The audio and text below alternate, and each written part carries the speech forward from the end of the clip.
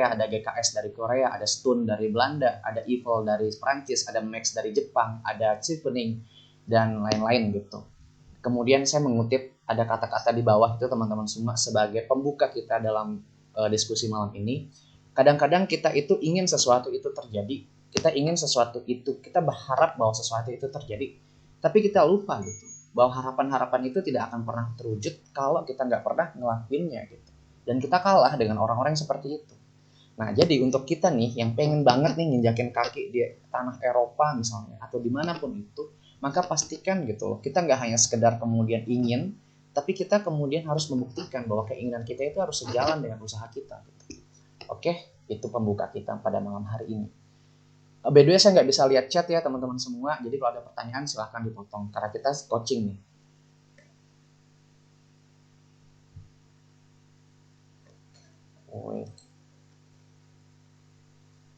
Oke. Saat ini walaupun saya alhamdulillah lulus ya, saat ini saya bantu di Ruang Guru juga, kemudian saya bantu di Universitas Indonesia juga, dan saya juga bantu di MITI teman-teman semua. Jadi pesan saya adalah kalau teman-teman punya passion, dari sekarang itu dikejar. Karena ketika teman-teman nanti pada tahapnya, katakanlah itu wawancara beasiswa, passion itu yang akan keluar dan membantu teman-teman ketika menjawab pertanyaan interviewer.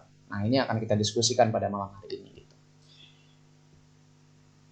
Oke, sebelum melamar beasiswa itu teman-teman semua, kita semua yang hadir pada malam hari ini itu punya peranan nih. Ini akan berkaitan dengan materi kita ya. Kita punya peranan yang cukup penting yang kita sebut dengan tridharma perguruan tinggi. Ada pendidikan, riset, sama pengabdian kepada masyarakat. 3 hal ini harus kemudian kita tanamkan dari awal. Kenapa kemudian ini harus ditanamkan? Karena ketika teman-teman mendaftar beasiswa, itu adalah sebuah konsistensi yang harus terbukti gitu. Kalau kita pengen daftar beasiswa, kita harus buktikan gitu, reputasi kita dalam dunia keilmiahan, dunia pendidikan, pengabdian kepada masyarakat, itu kemudian harus kelihatan gitu. Karena ada ribuan orang yang jauh lebih prestisius daripada kita gitu. Ada orang yang jauh lebih hebat daripada kita dan mereka punya tujuan yang sama dengan kita nih. Tapi setidaknya kita punya 3 role model ini, itu sudah bisa menjadi pemantik kita untuk bisa tarik ataupun melangkah ke step-step selanjutnya gitu. It's really important for us gitu to prepare those things gitu. Education, research, and community service. Kalau 3 hal ini kita sudah tanamkan, pertanyaan kenapa harus S2, saya yakin bisa terjawab dengan mudah. Kalau di sini ada teman-teman nih yang masih semester 7, semester akhir dan sudah S1, masih kemudian mencari jawaban dan masih susah terhadap kenapa harus S2, maka mungkin kita perlu merenungi gitu. Itu pun yang saya lakukan teman-teman semua. Menjawab pertanyaan kenapa harus S2 itu susah. Susah banget bagi saya. Tapi kalau kemudian teman-teman memegang 3 hal ini, bagi saya jawabannya pasti akan ketemu dengan cepat.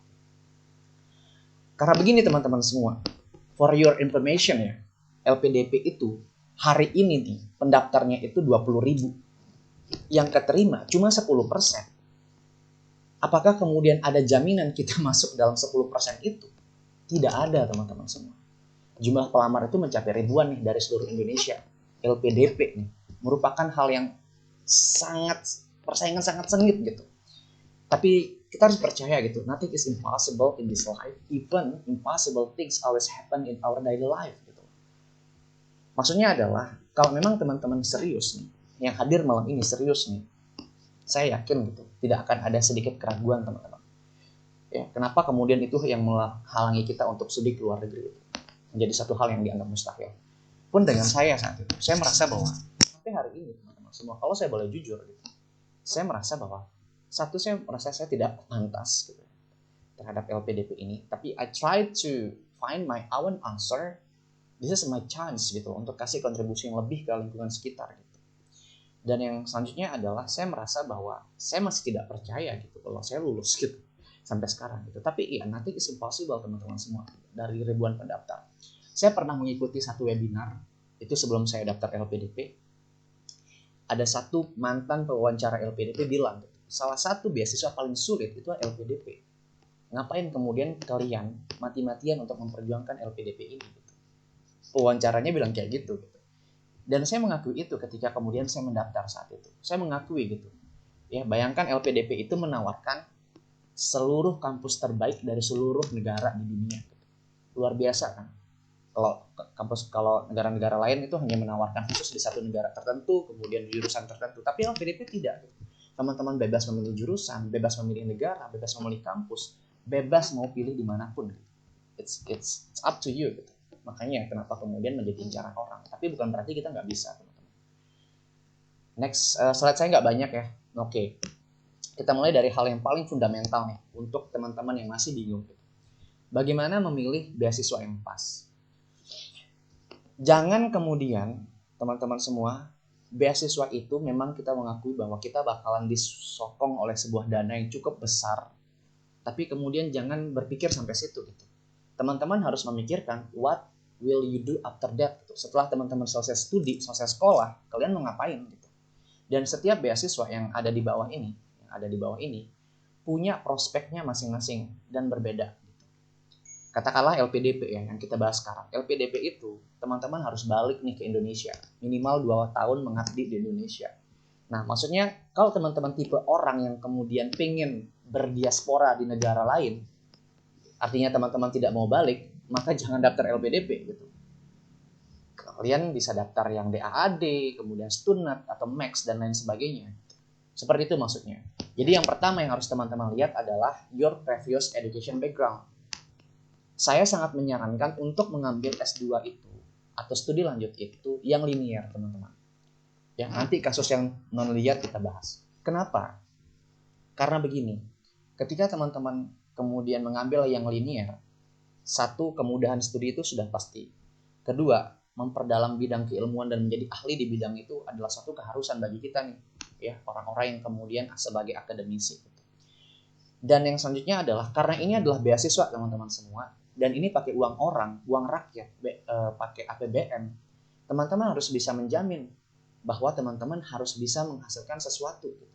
Jangan sampai kemudian hanya karena mengejar ego sendiri, kemudian teman-teman lupa bahwa tujuan beasiswa itu adalah bukan investasi ke kita saja, tapi investasi ke orang lain gitu. Maka make sure that you know your previous background in education, and then you try to choose another one that's still in line with your previous background gitu. It's really important, it's really matter for you gitu. Seperti itu. Jadi pastikan saya minta pastikan itu sesuai gitu. Kalaupun tidak bisa, buat sebuah rasionalitas kenapa kemudian harus berbeda gitu. Misalkan saya itu fisika pendidikan, dan kemudian saya ambil teknologi pendidikan, ya, digital learning. Itu mungkin sama-sama pendidikan teman-teman, tapi itu jauh berbeda gitu, jauh berbeda. Nah, artinya merasionalkan itu sangat penting, dan itu butuh riset mendalam gitu. Teman-teman harus tahu kenapa harus berbeda, kenapa nggak sama, itu harus ditanyakan. Intinya adalah pastikan teman-teman itu sesuaikan dengan previous education background. Nah, beasiswa yang ada di bawah ini teman-teman semua tidak mempermasalahkan teman-teman itu berbeda jurusan di sebelumnya. Yang penting ketika sampai wawancara, teman-teman harus siap untuk merasakan hal tersebut gitu. Terus, by the way saya kaget. Terus yang kedua adalah fasilitas yang teman-teman dapat. Nah, ini penting. Karena begini teman-teman semua. Kita tahu kita akan dibantu dari segi pendanaan untuk sekolah, teman-teman akan dibayarin dan seterusnya gitu. Tapi teman-teman harus lihat juga apa yang akan teman-teman dapat dari beasiswa itu dan apa yang kemudian teman-teman bisa berikan dari beasiswa itu. Contohnya beasiswa ini saya tampilkan di bawah slide ini adalah beasiswa fully funded dari pemerintah negara masing-masing gitu. Jadi beasiswa fully funded, teman-teman disokong dari biaya kuliah, biaya hidup, uang makan dan seterusnya, uang transportasi, visa dan seterusnya, itu fully funded. Nah, cuman kebijakan yang lain adalah misalkan nih kalau DAAD atau Stunat atau yang lain itu ya mungkin mereka tidak mengharuskan teman-teman harus pulang ya. Tapi kalau Australia Awards ya, kemudian LPDP itu teman-teman diwajibkan untuk pulang dan mengabdi di Indonesia minimal 2 tahun gitu. Baru kemudian teman-teman boleh lanjut doktor ataupun boleh melalang buana kemana-mana gitu, boleh gitu. Nah, jadi pastikan yang teman-teman mau dari beasiswa itu apa gitu. Fasilitas yang teman-teman bakal dapatin itu penting gitu. Jangan sampai kemudian karena wah ini keren nih, pengen kesini, kemudian ternyata tidak sesuai dengan ekspektasi teman-teman. Karena apa? Karena itu juga akan mempengaruhi masa ketika teman-teman studi nantinya gitu. Karena kita tahu gitu ya, we don't have enough money dari segi finansial, mungkin kita butuh sokongan yang besar ya. Jangan sampai kemudian kita gelap mata hanya karena ingin ke negara ini, tapi kita lupa apa yang kita dapatin. Malah justru kita mungkin membebankan orang tua kita gitu, kita minta sokongan dana yang lain seperti itu gitu. Nah, khusus LPDP teman-teman semua, itu teman-teman bakalan ditanggung full gitu. Sampai teman-teman selesai sekolah itu ditanggung full. Dan itu disesuaikan dengan kampusnya. Jadi LPDP itu tidak mematok, misalkan nih semuanya dipukul rata setiap negara, misalkan berapa ratus juta nih dipukul rata, tidak gitu. Jadi kenapa LPDP itu menjadi incarannya, salah satunya adalah dia menyesuaikan dengan uang kuliah negara tujuan gitu.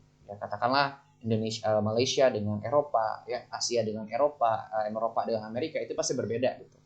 Nah, tapi itu bukan masalah bagi LPDP, dia tetap membayarkan berapapun besar uang yang teman-teman dapat gitu. Begitu juga dengan uang hidup gitu, living cost gitu ya, living allowance, uang jajan, uang makan, uang transport, itu disesuaikan dengan negara. Pun nanti di negara itu disesuaikan juga dengan kota gitu. Misalkan di Amerika di New York ya, kemudian di California misalnya, itu berbeda biaya uangnya walaupun satu negara. Nah, maksudnya ketika teman-teman memutuskan untuk melamar sebuah beasiswa, pastikan teman-teman nggak hanya kemudian sekedar mendaftar dan tahu persyaratannya, tapi galilah lebih dalam terhadap informasi beasiswa itu gitu. Karena ini adalah investasi besar yang kemudian negara itu berikan ke kita gitu. Jangan sampai kemudian kita tidak tahu seperti apa. Yang terakhir, prospek beasiswanya gitu. Maksudnya adalah setelah teman-teman selesai studi, itu teman-teman bakalan ngapain gitu. Misalkan nih LPDP ya, teman-teman akan bergabung ke Mata Garuda. Di Mata Garuda itu kemudian teman-teman mengabdi, kemudian di Mata Garuda itu teman-teman akan dibantu untuk masuk ke instansi-instansi sebagai bentuk pengabdian teman-teman gitu. Kemudian kalau Australia Awards yang punya alumni yang kuat, teman-teman akan dibayar pendanaan gitu ya ketika teman-teman melakukan pengabdian gitu. Dan beasiswa-beasiswa yang lain. Jadi kepoin nih, kalau teman-teman benar-benar serius mau daftar beasiswa, itu kepoin beasiswanya gitu. Gak hanya kemudian sekedar tahu dan menyebutkan syarat-syaratnya gitu, tapi teman-teman harus tahu sedetail mungkin gitu. Ya, prospeknya seperti apa ke depan yang akan teman-teman dapatkan gitu. Jangan sampai kemudian karena tidak sesuai dengan ekspektasinya teman-teman, itu justru akan mempengaruhi masa studi gitu. Ingat, uang ini adalah uang rakyat gitu, uang orang gitu, bukan uang kita yang kemudian diinvestasikan ke kita gitu. Jangan sampai kemudian kita menggunakan dana itu secara tidak serius seperti itu. Jadi dari pengalaman saya, 3 hal ini cukup fundamental. Jadi pastikan background pendidikannya, kemudian fasilitas yang teman-teman dapat, kemudian prospek kedepannya itu seperti apa. Nah, ini ada quote menurut saya penting. Nothing is particularly hard if you divide it into small jobs. Begini maksudnya teman-teman semua. Kalau teman-teman memang serius nih ya, saya benar-benar selalu bilang kayak gini karena mendaftar beasiswa itu tidak semudah kemudian teman-teman daftar menurut saya gitu. Butuh komitmen dan konsistensi yang tinggi gitu. Kalau teman-teman memang serius, maka mulailah cicil dari sekarang. Ya, misalnya ijazah sudah keluar, simpan ijazah dalam satu folder. Transkrip sudah keluar, silahkan kumpulkan dalam satu folder. Belum punya ijazah, belum punya transkrip, silahkan cicil esai beasiswanya dari sekarang. Silahkan cicil study plan-nya dari sekarang. Silahkan cicil motivation letter-nya dari sekarang. Kalaupun nggak punya itu, silahkan kepoin tujuan kampusnya dari sekarang, tujuan tesisnya dari sekarang. Kalau memang teman-teman serius gitu, cicillah dari sekarang. Karena itu yang saya lakuin teman-teman semua. Cicil ya, cicil. Mana yang dokumen yang sudah ada, cicil gitu, cicil. Ada rencana tesis, silahkan ditulis. Ada study plan, silahkan dikumpulkan. Intinya cicil gitu, jangan tumpuk satu hal gitu. Pada satu waktu itu jangan ditumpuk menurut saya, karena itu akan membuat teman-teman malas gitu. Ketika teman-teman cicil, setidaknya semangat itu juga tercicil gitu, karena ada yang teman-teman kejar gitu. Karena ketika sesuatu itu jadi satu hari saja, itu kayak kita kurang semangat karena nggak ada yang kita kejar gitu. Tapi kalau kita cicil, oh ini ada yang kurang kita cari, ini ada yang kurang kita cari. Jadi cobalah untuk bekerja dengan cerdas gitu. Oke, ini yang saya pegang sampai hari ini teman-teman semua ya. Ini yang saya pegang sampai hari ini. Prinsip scholarship hunters itu ya. Saya juga belum mengatakan bahwa saya adalah scholarship hunters gitu, dan tidak ada yang berhak menentukan kita itu scholarship hunters gitu. Cuman saya punya semangat gitu. Yang pertama, mental. Kenapa mental ini penting? Karena ketika teman-teman tertolak, itu rasanya dunia ini akan berakhir. Dan itu yang saya rasakan. Padahal baru sekali ketolak gitu. Padahal ada orang yang puluhan kali mencoba dan kemudian di sekian kali percobaan baru berhasil gitu. Maka siapkan mental. Mental ini sangat penting. It's really matter for you gitu. Yang kedua, proaktif. Bagaimana mungkin teman-teman mau dapatkan beasiswa kalau teman-teman diam di tempat gitu, tidak mempersiapkan segalanya? Jadilah proaktif. Setidaknya, walaupun kita belum lulus, setidaknya ikutin acara-acara kayak gini. Hadir di webinar-webinar, itu adalah salah satu bentuk proaktifnya teman-teman gitu. Menunjukkan bahwa teman-teman memang serius gitu. Kemudian readiness. Nah, ini yang saya penting, yang ingin saya sampaikan. Kesiapan teman-teman semua. Ada berapa banyak kemudian beasiswa buka, kemudian terlewatkan begitu saja karena kita tidak siap gitu. Karena kita tidak mempersiapkan diri kita dari segi dokumen, dari segi kemampuan bahasa misalnya kalau keluar negeri, dari segi riset misalnya karena kita kurang kepoin. Intinya kesiapan dan persiapan itu sangat penting gitu. Yang keempat, konsisten. Menurut saya ini paling menjadi tantangan bagi kita semua gitu. Karena ketika kita sudah gagal, biasanya konsistensi kita itu akan mulai menurun gitu. Dan itu bahaya sih sebenarnya. Tapi kalau memang teman-teman bertekad dan punya semangat yang tetap, saya rasa itu bukan hal yang susah untuk menjaga konsistensi. Kalau memang teman-teman pengen fokus dan serius gitu. Yang kelima, positive value. Kenapa? Selalu berpikir positif itu akan memudahkan teman-teman untuk melangkah ke depan gitu. Ada berapa banyak kemudian pendaftar beasiswa itu yang kemudian gagal gitu. Mereka gagal karena mereka selalu skeptis nih.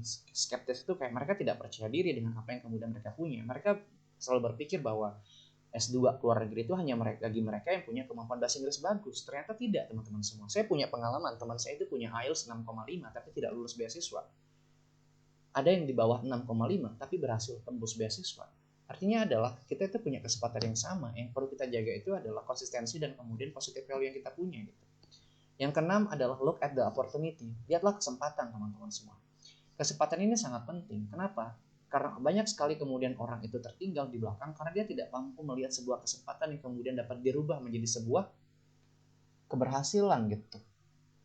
Maka lihatlah kesempatan itu gitu. Lihatlah kesempatan itu sebagai sebuah peluang yang kemudian bisa teman-teman optimalkan sebagai sebuah stepping stone gitu, batu loncatan untuk dapetin satu hal gitu. Kemudian surrender is not the choices. Kalau memang kemudian teman-teman punya prinsip yang kuat, maka menyerah itu bukan alasannya. Kalau saya boleh jujur teman-teman semua, saya tes TOEFL itu lebih dari 10 kali gitu. Itu TOEFL ya, belum IELTS gitu. Kita mungkin dapat skor TOEFL di bawah 500 misalnya, udah nyerah gitu. Saya tuh lebih dari 10 kali tes TOEFL teman-teman semua. Tapi saya tidak menyerah gitu. Tidak ada pilihan menyerah gitu bagi teman-teman yang memang serius gitu. Ya. Kalau teman-teman memang serius, ya tidak ada pilihan menyerah itu dihapus gitu. Nggak ada gitu. Karena teman-teman bersaing bukan hanya diri teman-teman, tapi ada ribuan orang nih yang punya semangat yang sama gitu. Kemudian believe in process gitu. Ini maksudnya adalah nomor 1 sampai 7 itu tentang masalah duniawi, teman-teman. Nomor 8 itu masalah hubungan kita sama Yang Maha Pencipta. Ketika kita percaya dengan proses nomor 1 sampai 7, maka kemudian kita tinggal melangitkan doa-doa. Kita percaya Allah itu tahu proses hambanya. Kita nggak perlu khawatir, teman-teman semua. Kita nggak perlu kemudian meragukan ketetapan Allah Subhanahu Wa Taala itu. Jangan. Believe in process, sudah cukup. Kita percaya Allah itu selalu mencatat apa yang kemudian kita kerjakan. Gitu. Doa itu penting, teman-teman. Doa itu penting. Makanya nomor 8 itu believe in process, itu berkaitan dengan hubungan kita nih, kepercayaan kita. Mungkin kita nomor 1 sampai 7 ada kegoyahan gitu ya. Tapi kembalikan semuanya. Ya, proses itu pasti tercatat dengan baik. Terus berusaha dan percaya. Itu yang saya pegang gitu. Oke, kita masuk ke materi inti. We especially focus on LPDP step of LPDP selection. Yang pertama nih ada seleksi administrasi, kemudian tes tulis, dan terakhir adalah wawancara. Nah, 3 hal ini adalah tes yang fundamental yang kemudian harus teman-teman lalui. Gitu, ya. Oke, yang pertama seleksi administrasi. Ada 3 hal penting yang saya rasa penting di seleksi administrasi. Itu adalah essay, motivation letter, dan study plan. Di essay ini teman-teman, banyak kemudian yang menurut saya itu masih bingung gitu ya. Dan tulisannya itu masih belum menggambarkan what will you do. Gini, ya, untuk teman-teman yang sudah apply, saya doakan lulus. Untuk teman-teman yang berencana apply tahun depan misalkan, ataupun ada beasiswa NTB masih buka by the way, teman-teman boleh coba itu. Di esai itu teman-teman semua ada 3 pertanyaan fundamental yang harus teman-teman bisa jawab. Yang pertama, apa yang udah kamu lakukan? apa yang sedang kamu lakukan, dan apa yang akan kamu lakukan. 3 pertanyaan ini itu usahakan ada dalam sebuah esai teman-teman. Nah, di esai ini juga teman-teman cantumkan plan after study gitu. Kamu mau ngapain setelah selesai itu, kamu ngapain untuk Indonesia misalkan. Kontribusi kamu mau ngapain nanti untuk Indonesia ke depannya, seperti itu. Dan di esai ini pula kemudian teman-teman mempropose gitu, seberapa pentingkah kemudian jurusan yang teman-teman ambil gitu. Urgensinya dan linearitasnya dengan permasalahan yang ada di Indonesia itu seperti apa. Nah, khusus di LPDP itu teman-teman semua, esainya itu sudah ada guideline-nya. Jadinya poin penting yang harus ada dalam esai itu sudah dikasih tahu, itu mudahnya. Cuman yang menjadi kendalanya adalah kontennya. Misalkan di LPDP itu, di panduannya itu dia bilang kayak seberapa ceritakan urgensi jurusan Anda terhadap permasalahan di Indonesia. Nah, kadang-kadang kita suka bingung nih. Kita suka bingung sejauh apa sih kebutuhan terhadap jurusan kita itu dalam menyelesaikan masalah di Indonesia. Nah, kadang-kadang itu menjadi suatu hal yang burn out gitu ya, kayak ya kadang-kadang kita juga bingung gitu. Makanya seperti yang saya bilang di pembahasan awal, ketika teman-teman sudah memegang Tridharma perguruan tinggi, saya rasa itu bukan hal yang terlalu lama untuk dipikirkan gitu. Itu tentang esai. Kemudian motivation letter. Nah, motivation letter ini lebih kepada why you have to continue your study gitu. Ngapain sih kamu harus S2 gitu. Memang S1 nggak cukup. Itulah bisa ya, bahasanya kayak gitu. Teman-teman ceritakan yang mendorong teman-teman S2 itu apa, yang mendorong teman-teman itu untuk melanjutkan studi ke jenjang yang lebih tinggi itu apa gitu. Nah, disinilah kemudian idealisme kita itu harus kita turunkan. Kenapa? Karena teman-teman ini daftarnya pakai uang orang gitu ya. Teman-teman itu bakalan dapat uang yang bukan uang kita gitu. Di awal-awal saya idealis sekali gitu. Saya pengen bisa menginjakan kaki di negara orang gitu. Itu kan egois sekali gitu kan ya, tanpa melihat permasalahan yang ada gitu. Itu di awal-awal. Kemudian saya berpikir, oh iya ini bukan uang saya, ini uang negara yang kemudian diinvestasikan ke kita gitu. Nah, maka di motivation letter itu cobalah untuk menceritakan motivasi terbesar teman-teman semua. Biasanya motivasi terbesar itu berangkat dari sebuah fenomena atau permasalahan yang teman-teman lihat di lingkungan sekitar. Misalkan seperti yang saya lakukan nih. Di motivation letter itu, saya bilang kenapa sih kemudian saya harus S2. Saya bilang di essay saya itu, kenapa saya harus S2? Karena ahli dalam bidang digital learning di tempat saya, di Sumbawa itu sangat sedikit. Sedangkan dunia ini sudah semakin masuk era digital. Itu yang pertama. Yang kedua, saya bilang di essay saya, pembangunan di Indonesia itu hanya terfokus pada pembangunan infrastruktur dan teknologi. Kita lupa untuk membangun manusia-manusia kita. Buat apa sebuah teknologi yang tinggi sedangkan kita lupa membangun sumber daya kita? Misalkan seperti itu. Kemudian kasihlah sebuah case. Nah, ketika saya bilang seperti itu, saya memberikan sebuah kasus yang saya temui, di mana ada satu anak tetangga saya yang tiap hari datang ke rumah saya hanya untuk menanyakan bagaimana menggunakan sebuah aplikasi pembelajaran. Kemudian saya tanyakan ke dia, kamu nggak tanya guru kamu nih? Oh, guru saya juga nggak bisa. Maksudnya adalah bagaimana mungkin mencapai sebuah pembelajaran yang aksesibilitasnya bagus sedangkan guru dan muridnya tidak paham menggunakan sebuah tools, dalam hal ini adalah teknologi itu sendiri gitu. Nah, sehingga itu yang mendorong saya untuk menjadi expert atau ahli di bidang digital learning untuk meningkatin skills digital literasi di kalangan guru ataupun di siswa di kemudian hari. Nah, kayak gitulah teman-teman semua. Kemudian study plan. Study plan ini adalah apa sih yang akan teman-teman lakukan untuk bisa selesai studi. Nah, di study plan ini biasanya teman-teman akan mencantumkan mata kuliahnya, SKS-nya berapa kredit, rencana tesis, dan seterusnya. Ekstrakurikuler yang teman-teman ikuti, dan seterusnya. Jadi study plan ini lebih ke studinya teman-teman, motivation letter ini lebih ke motivasi teman-teman ngapain harus lanjut studi, esai ini lebih kepada apa yang sudah teman-teman lakukan, apa yang sedang teman-teman lakukan, dan apa yang akan teman-teman lakukan. Itu gambaran umum ya di administrasi. Nah, pada saat saya seleksi administrasi, banyak orang yang kemudian gagal di esai. Nah, karena mereka tidak bisa mendeskripsikan siapa mereka. Contohnya gini, kalau teman-teman masih susah menjawab pertanyaan ini, siapa diri kamu? Apa kelemahan dan kekurangan kamu? Kalau pertanyaan itu sampai sekarang teman-teman belum bisa jawab, maka persiapkanlah jawabannya gitu. Karena ketika teman-teman belum bisa menjawab, maka teman-teman tidak akan pernah bisa membuat esai yang baik untuk beasiswa. Tapi selama teman-teman kemudian bisa menjawab siapa diri kita, kelemahan kita apa, kekurangan kita apa, selama teman-teman bisa menjawab itu, saya pastikan esai itu pasti akan jadi gitu. Ya. Di seleksi administrasi saat itu banyak sekali yang gugur teman-teman semua, jadi jangan pernah meremehkan setiap proses dalam langkah-langkahnya. Oke, nah kemudian ketika teman-teman berhasil lulus di administrasi akan ada namanya tes tulis. Kalau saya boleh jujur teman-teman semua, tes tulis LPDP itu menurut saya sangat sulit. Ini menurut saya ya, setiap orang pasti berbeda-beda. Menurut saya sangat sulit. Karena apa? Karena soal tes tulis LPDP itu bertujuan untuk menguji apakah teman-teman layak untuk lanjut sekolah apa tidak. Jadi benar-benar akademik gitu. Dan menurut saya itu sangat sulit gitu. Menurut saya itu sangat sulit gitu. Tapi bukan berarti teman-teman nggak bisa. Gitu. Yang ada di dalam soal itu adalah lebih ke akademik, ya, hitungan, verbal, numerik, hal-hal seperti itu. Dan teman-teman akan dihadapkan pada soal penalaran. Dalam hal ini adalah kreativitas itu sendiri. Nah, kemudian yang terakhir adalah tes wawasan kebangsaan atau nationality, mohon maaf TEPO.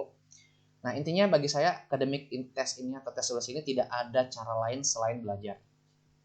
Karena dia tes tulis gitu, tidak ada life hack atau tips dan trik cepat lulus, nggak ada gitu. Beda kalau administrasi, esai, tips semester, study plan itu masih bisa kita ada tipsnya gitu. Tapi untuk tes tulis bagi saya tidak ada cara lain selain mempersiapkan diri dari sekarang. Nah, tips saya seperti ini. Bagi teman-teman ini yang sudah apply di administrasi, saya sarankan belajar dari sekarang. Gitu. Karena biasanya kita akan belajar ketika kita sudah tahu kita lulus administrasi. Dan bagi saya itu adalah kesalahan yang cukup mendasar gitu. Karena kita bukan satu-satunya orang teman-teman yang mendaftar gitu. Ada banyak orang kemudian yang mendaftar dan kemudian ada banyak orang yang kemudian mendaftar gitu ya. Dan kita bukan satu-satunya gitu. Nah, jadi saran saya, walaupun kita nggak tahu nih kita lulus apa enggak nih, tetap belajar gitu. Ya, tetap belajar. Tetap belajar. Tes tulis dan segala macam. Ya. Jangan menunggu kemudian setelah pengumuman baru belajar. Oh, kita akan kalah ribuan langkah dari yang lain. Dan saya berharap teman-teman di sini lulus gitu. Amin. Terakhir, wawancara. Nah, saya rasa ini sesi yang paling seru dari sebuah beasiswa. Semoga waktunya cukup ya. Dan teman-teman boleh bertanya ya di kolom chat karena saya nggak bisa buka chat. Just prepare your answer lagi question gitu, a lot of things. Silakan ditanya gitu. Ini coaching. Saya sebelum masuk ke sini di slide saya pengen cerita dulu ketika saya wawancara. Pewawancara saya itu 2 orang teman-teman semua. Satu lulusan dari University of Twente, jadi dia nih alumni kampus yang saya daftar sekarang ini, yang alhamdulillah saya lulus. Satu psikolog, jadi nggak bisa bohong. Saat itu saya diwawancara 30 menit. Bagi saya, ketika wawancara itu sebentar, berarti dia nggak suka sama kita. Kadang-kadang ya, kadang-kadang. Ada teman saya yang diwawancarai 1,5 jam.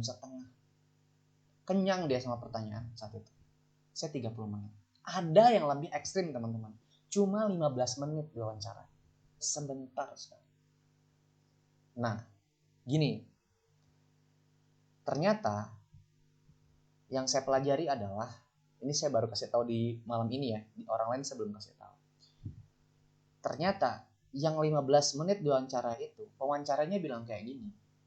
Saya tidak perlu bertanya lebih tentang kamu, karena kamu adalah kandidat yang pas. Coba teman-teman semua. Belum digali terlalu dalam, tapi si pewawancara itu sudah punya keterikatan batin gitu, bahwa nih kamu nih yang saya cari, gitulah bahasanya gitu. Begitupun dengan saya saat itu, yang cuma 30 menit, yang saya merasa bahwa wah ini kayaknya sih pewawancara ini nggak suka sama saya gitu. Kok 30 menit gitu, padahal saya udah siapin diri untuk menjawab semua pertanyaan-pertanyaan itu gitu. Tapi 30 menit saya ditanya dan itu full English gitu. Saya kaget gitu, karena teman saya ada yang lolos, dia lolos di Monash University di Australia, itu ditanya 30 menit juga bahasa Indonesia dan bahasa Inggris gitu. Saya sudah seneng nih bahasa Indonesia bahasa Inggris gitu. Tapi ternyata saya full English gitu teman-teman. Tapi it's okay gitu ya, sambil melatih speaking kita gitu. Full English gitu. Dan 30 menit pas, tidak kurang dan tidak lebih 30 menit. Teman saya yang 1,5 jam, yang menurut saya dia pasti lulus, karena semakin lama wawancara itu berarti dia suka kan sama kita gitu. Tapi ternyata ya belum rezekinya, belum berhasil gitu. Dia bilang sama saya tidak mampu meyakinkan pewawancara dengan apa yang saya tulis.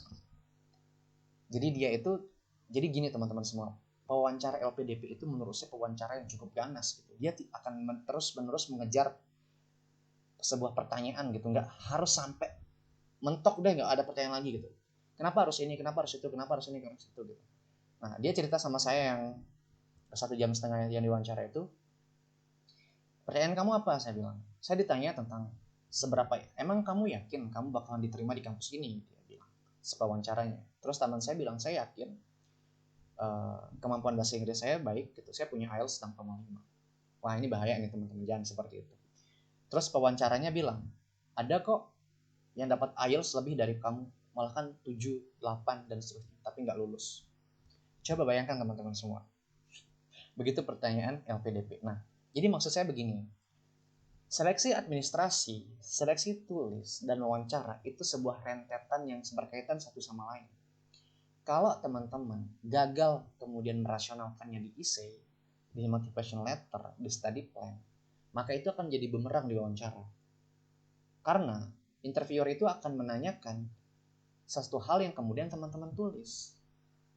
Seperti saya, pewawancaranya itu nanya, di esai kamu bilang bahwa kamu punya sebuah komunitas yang berfokus di sini-sini gitu. Oh iya benar gitu kan. Nah jadi di wawancara itu sebenarnya adalah tahap untuk menjual diri dalam tanda kutip gitu. Tahap untuk menjual diri teman-teman semua. Tahap untuk melihatkan bahwa kita ini adalah kandidat yang pas yang mereka cari gitu. Nah disitulah kemudian teman-teman mencoba untuk mengelaborasi dari setiap pertanyaan yang ada. Nah sehingga di slide itu ada 3 poin yang saya tampilkan gitu. Yang ditanya itu adalah personal background. Saya ditanya, ceritakan tentang keluarga kamu, apa value yang kamu pelajari dari keluarga kamu, apa hal-hal yang kemudian kamu pelajari dari mereka gitu. Bahkan ada yang ditanya kayak siapa tetangga kamu ya. Pertanyaan LPDP itu kayak gitu. Sebutkan tetangga kamu, depan, belakang, kiri, kanan gitu. Seberapa aktif kamu di Karang Taruna, seberapa aktif kamu di desa kamu gitu. Karena yang dilihat dari LPDP itu adalah mereka tidak mencari orang yang punya IPK tinggi, mereka tidak mencari kemudian orang yang pintar, tapi mereka cari adalah orang yang kemudian mau berbagi gitu teman-teman. Bayangkan gitu loh, tujuan LPDP itu adalah kasih kita uang, biar uang itu nggak hanya bermanfaat untuk kita gitu, tapi untuk orang lain gitu. Itu personal background. Kemudian education background. Nah, education background ini lebih ke seberapa siap teman-teman untuk sekolah gitu. Contoh pertanyaannya simple. Ketika saya ditanya itu, pertanyaannya adalah, semoga ada waktu ya, dikit lagi ya, 5 menit lagi lah. Pertanyaannya adalah, sebutkan nama dosen kamu di kampus kamu. Coba, menurut saya itu pertanyaan yang tidak terlalu penting tapi ditanyakan gitu. Jadi si pewawancaranya itu tanya saya, Rangga tolong kamu sebutkan nama dosen kamu yang bakal ngajarin kamu di sana gitu. Itu ditanya. Kemudian, Rangga tolong jelaskan posisi kampus kamu di mana, alamatnya di Belanda itu di mana, itu tolong sebutkan. Pertanyaan selanjutnya, Rangga tolong sebutkan mata kuliah kamu berapa SKS, berapa semester kamu akan sekolah. Jadi sebenarnya ya teman-teman semua, di tahap wawancara itu mereka pengen lihat kesiapan kita serius nggak lanjut studi gitu. Kalau pertanyaan simpel aja nggak bisa kita jawab, apalagi pertanyaan serius kayak kenapa kamu harus S2, kenapa harus luar negeri, kenapa dia harus kampus itu, kenapa harus coursework bukan by riset, kenapa kemudian tesismu seperti itu dan seterusnya kayak gitu. Itu penting teman-teman semua. Jadi persiapkanlah sebaik mungkin dan jangan pernah khawatir dengan wawancara, karena pada dasarnya di wawancara ini adalah tahap kemudian teman-teman menjual diri gitu dalam tanda kutip gitu. Yang terakhir adalah vision and mission. Ketika itu saya ditanya, saat itu saya masih di ruang guru ya, alhamdulillah sampai sekarang gitu. Beliau tanya, kamu mau pilih LPDP apa ruang guru? Ya dalam hati saya ya jelas LPDP dong gitu, karena saya mendaftarnya LPDP gitu. Tapi saya berusaha untuk tidak mengunderestimate satu sama lain. Gitu.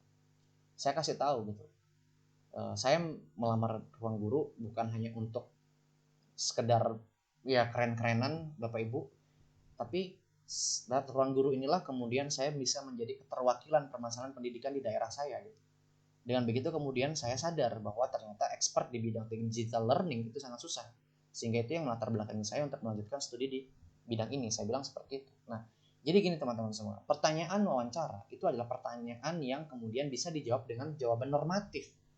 Contoh, ketika pertanyaan ini muncul ya teman-teman semua, why we have to accept you, atau what make you different, atau what make you special to receive this scholarship. Ini kan pertanyaan yang pasti muncul kan, kenapa sih kamu harus saya terima, apa sih yang buat kamu beda gitu. Ya jawabannya pasti normatif kan teman-teman semua, kayak ya saya bekerja keras, saya menyesuaikan diri dengan cepat, saya punya target-target yang lain gitu. Nah tapi jangan kemudian terlena dengan jawaban normatif itu tadi, karena kita tahu dia normatif, pasti semua orang jawabannya pasti seperti itu, dan kita tidak menunjukkan sebuah perbedaan gitu. Nah cobalah cari kemudian value-value yang lain gitu, yang kemudian bisa teman-teman propose. Kemudian tips dari saya adalah ketika kemudian wawancara, kemudian ada sebuah jawaban yang kemudian teman-teman rasa ini adalah jawaban yang mampu menjual diri dalam tanda kutip, tapi dia tidak ditanyakan, cobalah untuk menyelipkan jawaban itu gitu. Hubungkan dia gitu. Contohnya saya, ya nggak apa-apa lah saya buka gitu. Contohnya saya saat itu saya tidak ditanya what is your current activity gitu, atau saya ingin menunjukin bahwa lewat ruang guru itu saya belajar gitu. Nah karena pertanyaan itu tidak muncul tapi jawabannya sudah saya siapkan, maka sebisa mungkin keluarkan jawaban itu teman-teman semua, hubungkan dia gitu. Saya bilang gitu, kita menghadapi sebuah revolusi industri 4.0, society 5.0, tapi kita lupa untuk membangun daerah kita gitu. Dan saya mendapatkan sebuah pengalaman ini dari ruang guru. Nah jadi itu nyambung gitu. Nah jadi saya yakin nanti ketika teman-teman dulu masuk tahap wawancara, teman-teman pasti akan menyiapkan sebuah jawaban kan terhadap pertanyaan-pertanyaan itu. Nah pastikan jawaban-jawaban yang menurut teman-teman itu bisa kemudian menunjukkan sebuah yang buat teman-teman itu beda gitu, itu usahakan dikeluarkan gitu, jangan dipendam hanya karena tidak ditanyakan kemudian teman-teman tidak keluarkan gitu. Saya sampai ketika wawancara itu teman-teman, wawancara itu sampai menghentikan saya gitu, saking banyaknya yang saya jawab gitu. Maksudnya misalnya saya ditanya Rangga, can you tell me about your thesis plan gitu. Oh, my thesis is about digital literacy in Indonesia, especially in West Tenggara, bla bla bla bla gitu. Terus pewawancara bilang stop gitu. I got the point gitu. And then the next question. Nah, jadi lanjut aja gitu teman-teman. Silakan dipropose tuh. Jadi maksimalkanlah waktu wawancara itu. Di saat itulah wawancara itu sangat penting. Karena begini, yang menentukan teman-teman lolos itu adalah pewawancara yang bersangkutan, bukan LPDP. LPDP hanya menerima nama gitu. Jadi nanti ya ketika saya ikut webinar itu ada perdebatan nih di antara pewawancara teman-teman semua ketika memutuskan siapa yang lulus.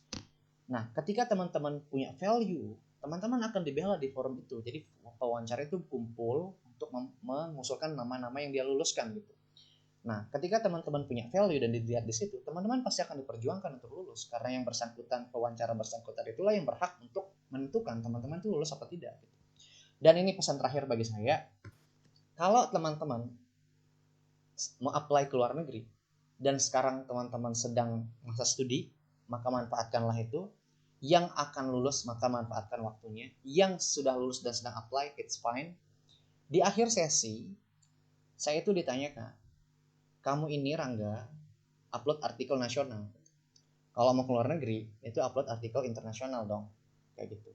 Nah jadi bersyukurlah teman-teman gitu ya, diterima gitu misalnya, itu pasti ditanyakan teman-teman semua. Jadi siapkan saja gitu ya, walaupun teman-teman belum publish artikel internasional, at least teman-teman bilang saya sudah punya draftnya dan saya punya topik risetnya gitu, seperti itu ya. Dan bagi teman-teman yang sudah publish artikel internasional, cobalah untuk ditingkatkan gitu, karena seperti yang saya bilang gitu ya, apapun yang kemudian teman-teman lakukan saat ini gitu pasti akan berguna di suatu saat.